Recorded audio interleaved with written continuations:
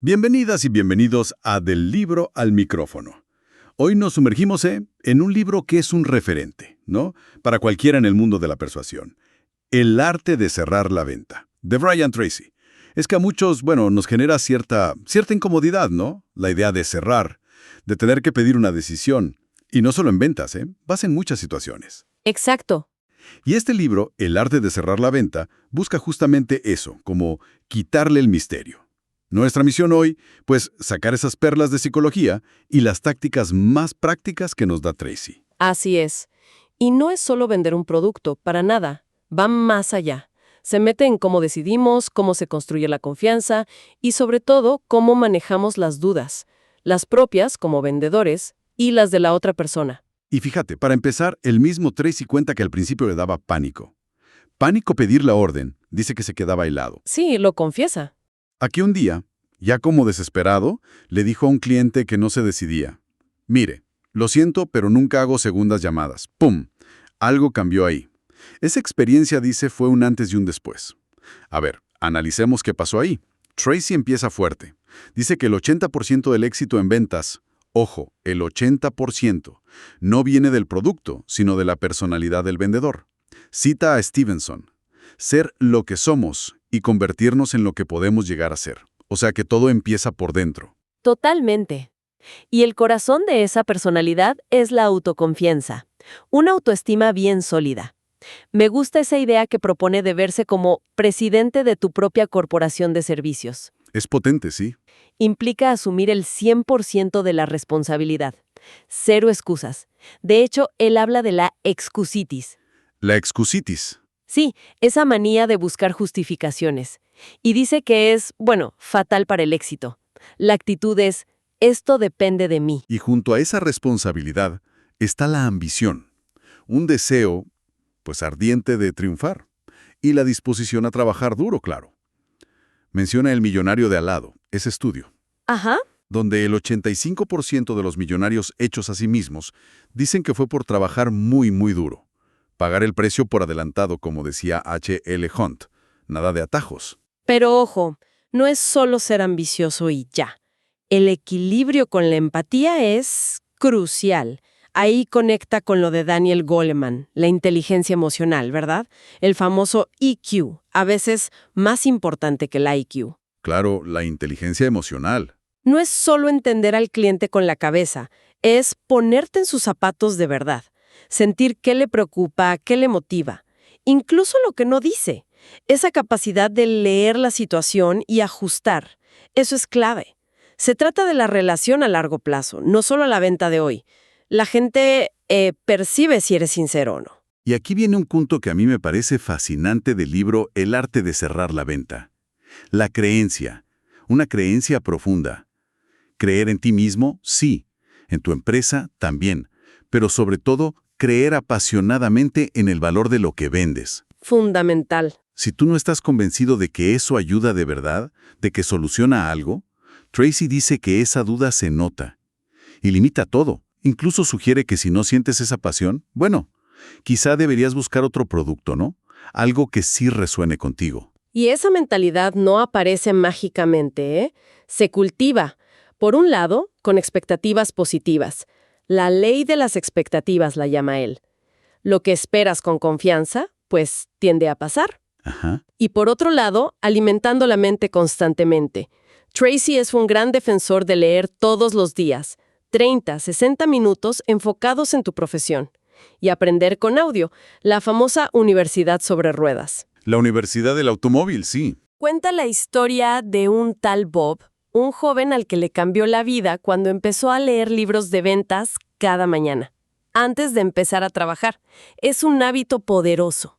Y para aterrizar todo esto, para vencer ese miedo inicial, propone algo súper concreto, el método de las 100 visitas. Ese es buenísimo. La idea es, salir a la calle, contactar 100 prospectos cara a cara, lo más rápido posible. Al principio ni te preocupes por vender, solo interactúa, aprende rápido, pierde el miedo al rechazo. Y lo curioso es que, según él, al hacer eso, la confianza sube y las ventas, empiezan a llegar solas. Es como desensibilizarse, ¿no? Perderle el miedo a la acción. Exacto. Bueno, ya con esa base de mentalidad, de actitud, entremos a lo que suele dar más nervios. La psicología del cierre y cómo manejar las objeciones, que es el meollo del arte de cerrar la venta. El cierre, esa palabra que a veces asusta. Sí, sí. Tracy insiste.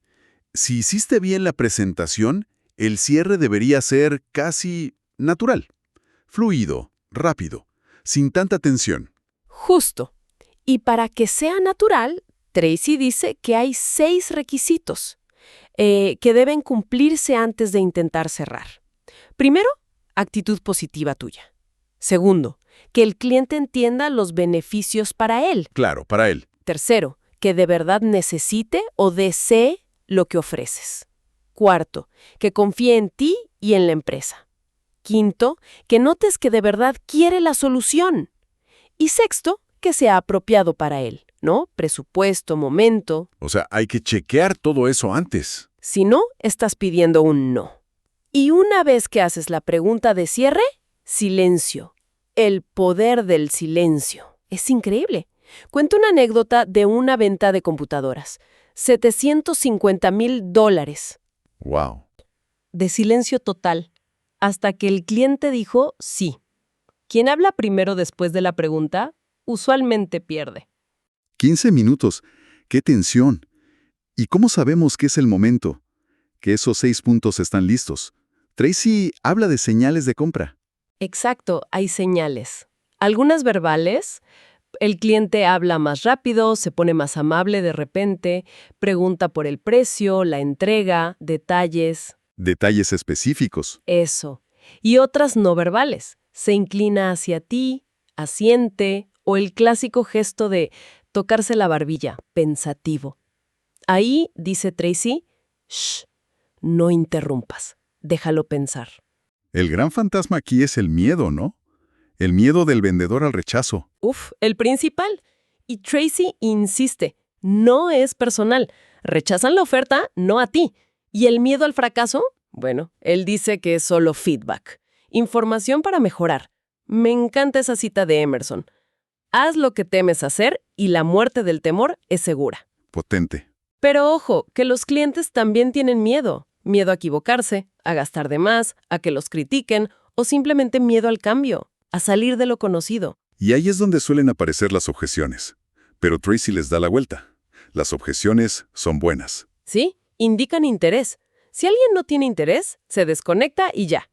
De hecho, dice que las ventas que se cierran suelen tener el doble de objeciones y propone su ley de los 6. La ley de los 6. Que nunca hay más de 6 tipos principales de objeciones.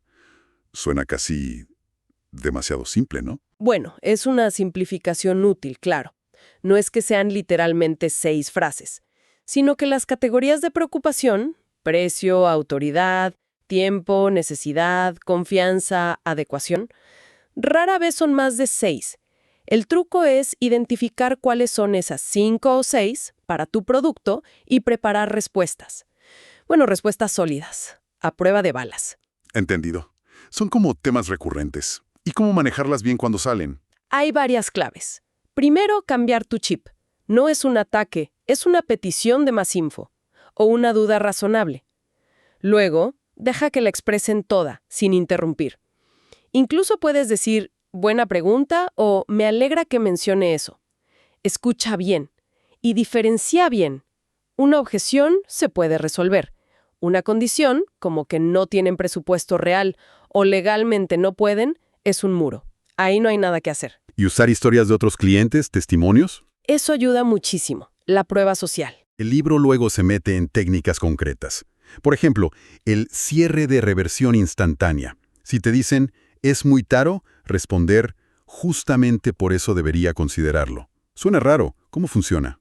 Es que rompe el patrón esperado. El cliente espera que te defiendas o justifiques. Al decir justamente por eso, creas sorpresa, curiosidad. ¿Cómo que por eso? Y te da una ventanita para reenfocar la charla. No al costo, sino al valor, al retorno, a lo que se ahorra a largo plazo. Es para ganar tiempo y cambiar la perspectiva. Interesante. Romper el patrón. Y el cierre del ángulo agudo, que es como usar la objeción a tu favor. Exacto.